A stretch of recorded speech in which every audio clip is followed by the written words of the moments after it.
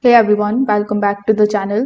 In today's video, I'm going to show you exactly how to connect your HyperX Cloud to wireless to your iPhone in 2026. Now to start, the HyperX Cloud to wireless uses the 2.4 GHz wireless dongle, which means it does not support direct Bluetooth pairing with an iPhone. So first, iPhones are designed to work with Bluetooth or certified wired audio devices. Because this particular headset relies on a USB receiver, it cannot connect wirelessly to an iPhone in the usual way. So you might try using a Lightning or USB-C adapter to connect the USB dongle.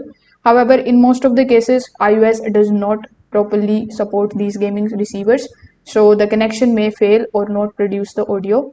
Unlike some other headsets, the HyperX Cloud 2 Wireless does not support a standard 3.5 mm wired mode.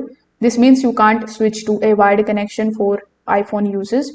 So if you need to use a headset with your iPhone, you will need one that supports the Bluetooth audio or a proper wired connection supported by iOS.